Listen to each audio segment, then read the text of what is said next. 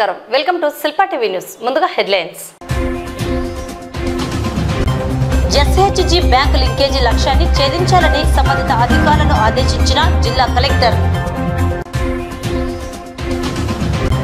హోటళ్లు రెస్టారెంట్లను పరిశుభ్రంగా ఉంచుకోవాలని నాణ్యమైన సరుకులతో ఆహార పదార్థాలను వినియోగదారులకు అందించాలని పేర్కొన్న joint collector Rahul Kumar Reddy July 1వ తేదీ నంద్యాల పట్టణంలో తిరుమల పునీత్ ఈఎన్టీ మరియు స్కిన్ కేర్ హాస్పిటల్ నందు ఉచిత మెడికల్ క్యాంప్ ఇంటర్ సప్లిమెంటరీ పరీక్షల ఫలితాలు విడుదల 47% ఫలితాలు సాధించిన ప్రభుత్వ కళాశాల విద్యార్థులు శ్రీ బ్రహ్మనందీశ్వర స్వామి దేవస్థానం భూముల కౌలు బహిరంగ వేలం మధుమేహ నివారణ చికిత్సపై విశ్రాంత ఉద్యోగులకు అవగాహన ఈ ఆర్థిక సంవత్సరం బ్యాంకు లింకేజీ కింద అర్హులైన స్వయం సహాయక సంఘాలకు ప్రభుత్వం నిర్దేశించిన లక్ష్యంలో ప్రగతి సాధించాలని జిల్లా collector doctor Srinivasulu DRDA SERP అధికారులను ఆదేశించారు. గురువారం వారి ఛాంబర్లో డిఆర్డీఏ సెర్ఫ్ అధికారులతో సమీక్ష నిర్వహించారు. DRDA PD Sridhar Reddy, DPM, area coordinators తదితరులు పాల్గొన్నారు. ఈ సందర్భంగా జిల్లా కలెక్టర్ మాట్లాడుతూ బ్యాంకు లింకేజీ కింద ఈ ఆర్థిక సంవత్సరం 22,317 స్వయం సహాయక సంఘాలకు 1,370 కోట్ల రుణాలు మంజూరు లక్ష్యాన్ని అధిగమించేందుకు ప్రత్యేక కృషి చేయాలని డిఆర్డీఏ సెర్ఫ్ అధికారులను ఆదేశించారు. ప్రభుత్వం కేటాయించిన లక్ష్యాన్ని క్షేత్రస్థాయిలో నెలవారీ లక్ష్యంగా నిర్దేశించుకొని ఆ మేరకు వృద్ధి సాధించాలని కలెక్టర్ సూచించారు. స్వయం సహాయక సంఘాలలోని సభ్యులకు వ్యక్తిగత రుణాలు ఇప్పించేందుకు కూడా ప్రభుత్వం 90.36 కోట్ల రూపాయల లక్ష్యాన్ని నిర్దేశించిందని, ఈ మేరకు జిల్లాలోని 6,450 మందికి వ్యక్తిగత రుణాలు ఇప్పించేందుకు కృషి చేయాలని ఆదేశించారు. స్వయం సహాయక సంఘాలలో సభ్యులు నెలవారీ జమ చేసుకున్న పొదుపును బ్యాంకుల్లో అలాగే ఉంచకుండా అంతర్గత అప్పులు చేసుకునే సౌకర్యం కలిగించాలన్నారు. జిల్లాలో దాదాపుగా 254 కోట్ల రూపాయలు బ్యాంకులలో వృధాగా ఉందని, ఈ మొత్తాన్ని అంతర్గత అప్పులు చేసుకునే విధంగా సంబంధిత సీసీలు, ఏపీఎంలు, ఏరియా కోఆర్డినేటర్లు బాధ్యత తీసుకుని వ్యక్తిగత రుణాలు ఇప్పించాలని కలెక్టర్ ఆదేశించారు. తీసుకున్న రుణాలు వారి జీవనోపాధులు చేసుకునేటట్లుగా ప్రోత్సహించాలన్నారు. శ్రీనిధి, ఉన్నతి పథకాల ద్వారా తీసుకున్న రుణాలను 100% రికవరీ అయ్యేటట్లుగా చూడాలని కలెక్టర్ ఆదేశించారు. ప్రజల ఆరోగ్య దృష్ట్యా వర్షాకాలంలో ప్రబలే సీజనల్ వ్యాధులను దృష్టిలో ఉంచుకొని హోటళ్లు, రెస్టారెంట్లు, ఇతర తినుబండారాల విక్రయశాలలు పరిశుభ్రంగా ఉంచుకోవాలని, నాణ్యమైన సరుకులతో ఆహార పదార్థాలను వినియోగదారులకు అందించాలని జాయింట్ కలెక్టర్ రాహుల్ కుమార్ రెడ్డి పేర్కొన్నారు. ముఖ్యంగా వంటగదుల్లో క్రిమి కీటకాలు ప్రవేశించకుండా నియంత్రణకు తగు జాగ్రత్తలు తీసుకోవాలన్నారు. తయారు చేసిన ఆహార పదార్థాలను ఓపెన్ గా ఉంచకుండా మూతలను కప్పి ఉంచాలన్నారు. శాకాహార, మాంసాహార ఆహార పదార్థాల తయారీలో నాసిరకం ముడి సరుకులు, కృత్రిమ రసాయన రంగులు, టేస్టింగ్ సాల్ట్ తదితర పదార్థాలు వినియోగించకుండా జాగ్రత్తలు తీసుకోవాలన్నారు. నాణ్యమైన, మేలు రకమైన ముడి సరుకులను ఆహార పదార్థాల తయారీకి వినియోగించాలని ఆయన సూచించారు. మిగిలిపోయిన ఆహార పదార్థాలు ఫ్రిడ్జ్ లో నిల్వ ఉంచకుండా చర్యలు తీసుకోవాలన్నారు. సురక్షిత మంచినీటితో పాటు వేడివేడిగా ఉన్న ఆహార పదార్థాలను సప్లై చేయాలని ఆయన సూచించారు. హోటళ్లు, రెస్టారెంట్లో పనిచేసే సిబ్బందికి హెడ్ క్యాప్స్, యూనిఫామ్స్ తప్పనిసరిగా ధరించేలా చర్యలు తీసుకోవాలని సూచించారు. హోటళ్లు, రెస్టారెంట్లు FSSAI ఫుడ్ లైసెన్స్ కౌంటర్ నందు వినియోగదారులందరికీ కనబడేలా ప్రదర్శించాలన్నారు. లైసెన్స్ లేని ఎడల FSSAI యాక్ట్ 2006 చట్టం ప్రకారం చర్యలు తీసుకోబడునని జేసీ తెలిపారు. ఆహార పదార్థాలు కుళ్ళినా, చెడిపోయినా, వాసన కలిగిన నిబంధనలు పాటించని హోటళ్లు, రెస్టారెంట్ల వివరాలను జిల్లా ఆహార భద్రతా కార్యాలయం door number 28/14/66 railway station road 25వ వార్డు సచివాలయం దగ్గర నూనెపల్లి, నంద్యాల జిల్లా వారికి లిఖిత పూర్వకంగా ఫిర్యాదు చేసిన లేదా 9441439787 లేదా 9441114429 లేదా 9494937578కి కాల్ చేసిన చట్టపరంగా సంబంధిత సంస్థలు, వ్యక్తులపై చర్యలు తీసుకుంటామని జాయింట్ కలెక్టర్ పేర్కొన్నారు. Rotary club Nandyal, Indian medical association వారి సహకారంతో డాక్టర్ సత్యనారాయణ వారి జ్ఞాపకార్థం నంద్యాల పట్టణం సంజీవనగర్లోని తిరుమల పునీత్ ఈఎన్టీ మరియు స్కిన్ కేర్ హాస్పిటల్ నందు ఉచిత మెడికల్ క్యాంప్ నిర్వహిస్తున్నట్లు వైద్యులు అనిల్ కుమార్ మరియు హరితలు తెలియజేశారు. ఈ అవకాశాన్ని నంద్యాల పట్టణ పరిసర గ్రామ ప్రజలు సద్వినియోగం చేసుకోవాలని కోరారు.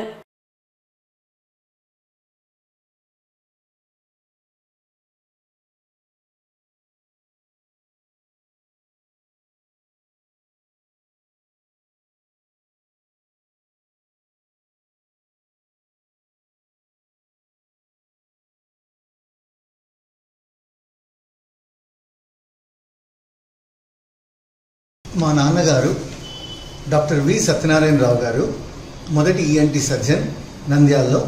వారి జ్ఞాపకార్థం మేము ప్రతి సంవత్సరము మా Tirumala Puneeth ENT and skin hospital నందు నేను ఈఎన్టీ డాక్టర్గా, మా సతీమణి డాక్టర్ హరిత గారు డర్మటాలజిస్ట్గా ఉచిత క్యాంపుని నిర్వహిస్తున్నాము.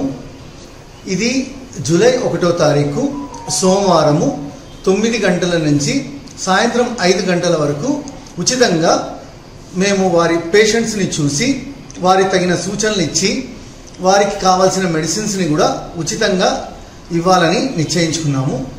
ఈ ఉచిత క్యాంపు నందు ఉచితంగా ముక్కు, చెవి, గొంతు మరియు చర్మ వ్యాధులకు సంబంధించిన వ్యాధుల్ని మేమిద్దరము చూసి, చెవికి సంబంధించిన ప్రాబ్లం ఉన్న వారికి కొంతమంది పూర్ పేషెంట్స్కి ఉచితంగా కూడా ఆపరేషన్ చేద్దాం అనుకుంటున్నాము.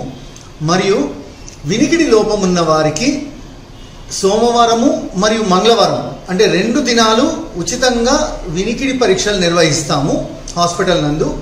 ఎవరికన్నా స్పీచ్ ఆర్టికులేషన్ ప్రాబ్లం అంటే స్పీచ్కి సంబంధించిన అంటే ఏదైనా ప్రాబ్లమ్స్ ఉంటే వాళ్ళకి ఆ స్పీచ్ ఎవాల్యుయేషన్ చేసి వాళ్ళకి స్పీచ్ థెరపీని కూడా అందజేస్తామనేసి తెలియజేస్తున్నాము. ఈ క్యాంపుని అందరూ నంద్యాల ప్రజలు మరియు పరిసర ప్రాంత ప్రజలందరూ ఉపయోగించుకోవాల్సింది. ఈ క్యాంపు మా రోటరీ క్లబ్ మరియు ఐఎంఏ వారి ఆధ్వర్యంలో ప్రతి సంవత్సరము నిర్వహిస్తున్నాము. ఈ క్యాంపుని అందరూ సద్వినియోగపరచుకోవాల్సిందిగా విన్నపమిస్తాం. 1వ తారీఖు జూలై 1 పొద్దున 9 నుంచి సాయంత్రం వరకు మా Tirumala Puneeth ENT and skin హాస్పిటల్లో ఉచితంగా ఫ్రీ స్కిన్ మరియు ఈఎన్టీ క్యాంప్ కండక్ట్ చేస్తున్నాము. సో అందరూ దీన్ని ఉపయోగించవలసిందిగా కోరుతున్నాం. రోటరీ క్లబ్ అండ్ ఐఎంఏ ఆధ్వర్యంలో జరుగుతుంది ఈ ప్రోగ్రాము. సో అందరూ అవకాశాన్ని యూజ్ చేసుకోవాల్సిందిగా కోరుతున్నాం. Nandyal rotary club of Nandyal, Indian medical association IMA వారి ఆధ్వర్యంలో ఈ మెగా ఉచిత క్యాంపు ఏర్పాటు చేయబడింది. ఈ కార్యక్రమానికి మన రాష్ట్ర మంత్రివర్యులు మైనార్టీ శాఖ అండ్ ఎన్ఎండి ఫరూక్ గారు, నంద్యాల పార్లమెంట్ సభ్యులు శబరి రెడ్డి గారు, వీరిద్దరూ ముఖ్య అతిథులుగా చేస్తున్నారు. ఈ క్యాంపును వారితో పాటు రోటరీ ప్రముఖులు, ఐఎంఏ ప్రముఖులు, ఇతర సభ్యులందరూ పాల్గొనాల్సిన కోరుతున్నాను.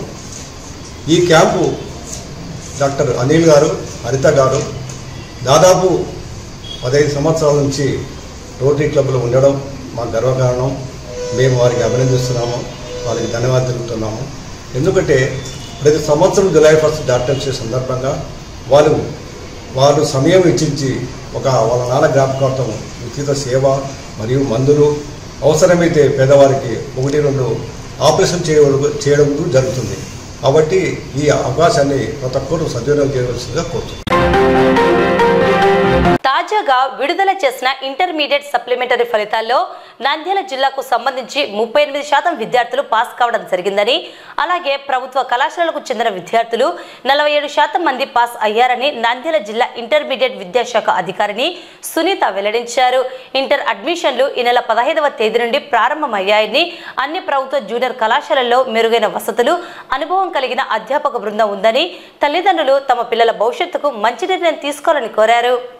ఈ సందర్భంగా జిల్లా ఇంటర్మీడియట్ విద్యాశాఖ అధికారిని మాట్లాడుతూ రాష్ట్రంలో ఆన్లైన్ విధానంలో మొట్టమొదటిసారిగా ఇంటర్ సప్లిమెంటరీ పరీక్షల మూల్యాంకనం చేయడం జరిగిందని, ఈ విధానంలో అధ్యాపకులు సక్సెస్ అయ్యారని, త్వరితగతిన ఫలితాలను వెల్లడించేందుకు ఈ విధానం బాగుందన్నారు. రీకౌంటింగ్ ఉండదని, రీవెరిఫికేషన్ కొరకు విద్యార్థులు దరఖాస్తు చేసుకోవచ్చన్నారు. ఇంటర్ అడ్మిషన్లు జరుగుతున్నవని, సమీపంలోని ప్రతి మండలంలో ఇంటర్ చదివేందుకు కళాశాలలు ఉన్నాయని, తల్లిదండ్రులు తమ పిల్లలను కళాశాలల్లో చేర్పించాలని కోరారు. సో నిన్న విడుదల చేసినటువంటి ఇంటర్మీడియట్ సప్లిమెంటరీ ఎగ్జామ్కి సంబంధించి పరీక్షా ఫలితాలలో 38% మన జిల్లాకు సంబంధించింది. సో మనకి గత మార్చిలో దాదాపుగా మనకి 59% రిజల్ట్ వచ్చింది. ఈ సప్లిమెంటరీలో రిజల్ట్ మనకి 38% వచ్చింది.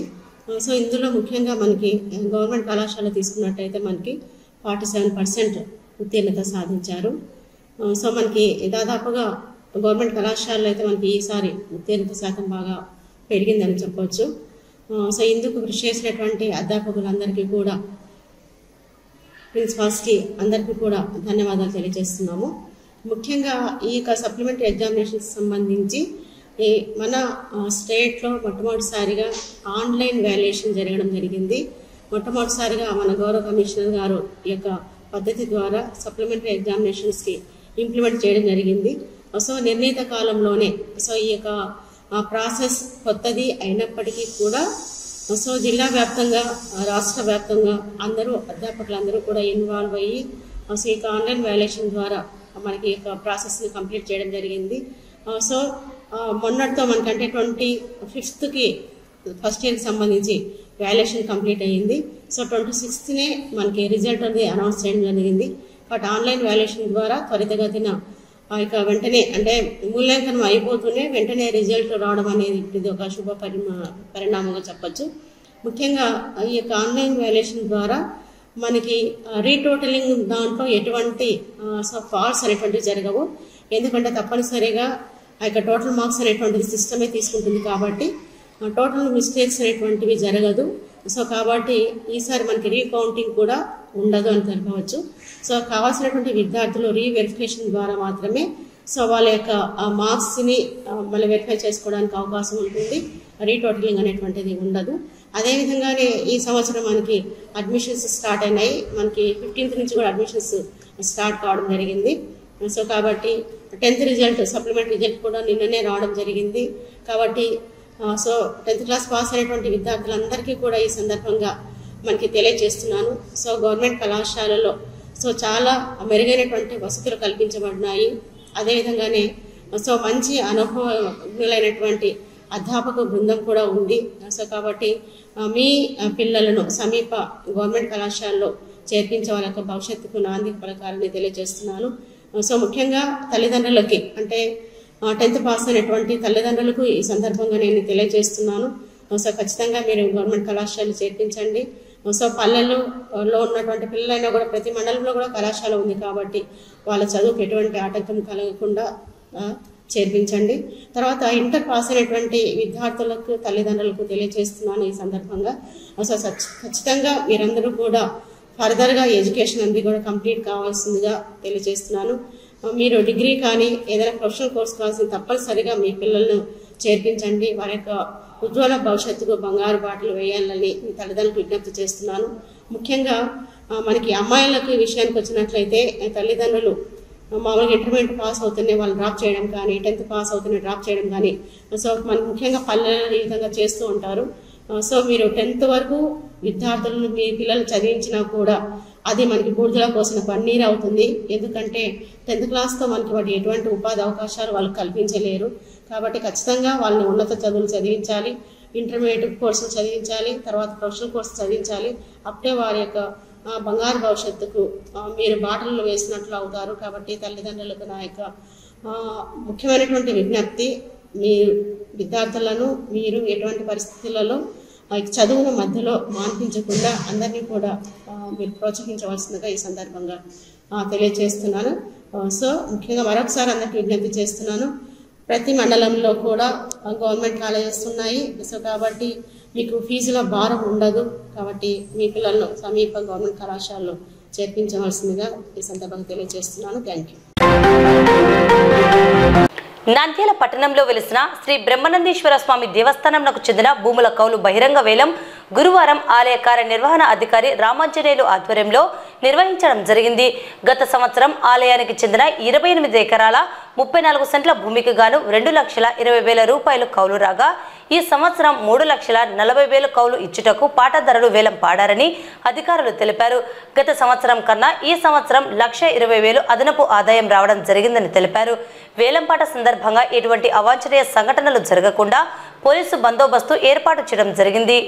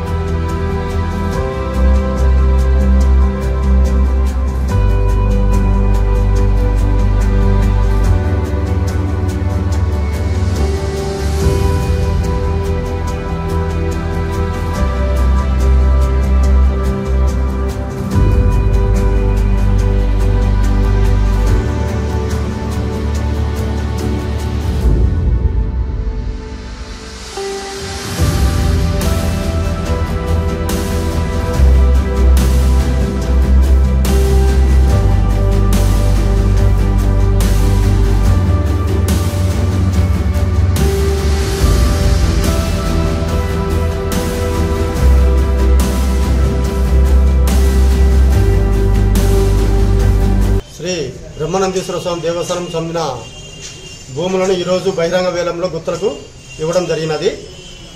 సుమారు 28 ఎకరాల 34 సెంట్లకు గాను గత సంవత్సరంలో 2,20,000 పోయింది. ఈ సంవత్సరం 3,40,000. ఈ విధంగా పదం 3 బిట్లుగా చేశాము. 3 బిట్ల పాట పూర్తయినాయి. 1,20,000 పోయిన సంవత్సరం గతంలో, ఇప్పుడు 3,40,000. దేవస్థానానికి ఆదాయం పెరిగింది. గతానికంటే ఈ సంవత్సరం 1,20,000 ఆదాయం పెరిగింది దేవాలయం.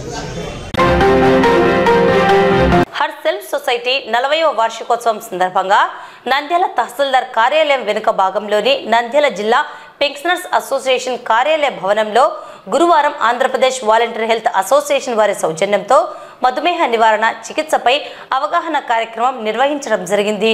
ఈ కార్యక్రమంలో అసోసియేషన్ అధ్యక్షుడు శివరాగిరెడ్డి, డాక్టర్ రాజశేఖర్ పెన్షనర్స్ హాజరు కావడం జరిగింది. బీపీ, షుగర్ తదితర పరీక్షలు ఉచితంగా నిర్వహించి అవగాహన కల్పించారు. ఈ సందర్భంగా నిర్వాహకులు మాట్లాడుతూ నేడు మధుమేహ వ్యాధితో బాధపడేవారు అత్యధికంగా ఉన్నారని, వారికి మధుమేహం నివారణ కల్పించేందుకు అవగాహన కార్యక్రమాలు నిర్వహించడం జరుగుతుందన్నారు. చికిత్స, అందజేసే ఔషధాలు, తీసుకోవాల్సిన మోతాదు, మధుమేహ వ్యాధి ఉన్నవారిలో కలిగే శారీరకమైన లక్షణాలు తదితర విషయాలను తెలియజేశారు. సార్, మధుమేహాన్ని గురించి మేము మీకు అంతా అవగాహన కల్పిస్తాము. నాకు ఒక అవకాశం ఉంచి అడిగినందుకు ఇక్కడ క్యాంప్ పెట్టించినాను. దీని గురించి అవగాహన కల్పిస్తామంటే సరే అని చెప్పి వాళ్ళకు పర్మిషన్ ఇష్యూ చేసినాను. మా వాళ్ళు చాలామంది వచ్చారు. ఎస్పెషల్లీ మీరు రావటం మాకు గొప్ప, పత్రికా విలేకరు రావటం మాకు గొప్ప. ఎందుకంటే మీరు చేసే కార్యక్రమాలు 10 మందికి తెలియాలంటే మీరు లేని సమాజమే లేదు. కాబట్టి మీరు వచ్చి ఈ కార్యక్రమాన్ని జయప్రదం చేసినందుకు కూడా మీకు నమస్కారం చేస్తున్నాను.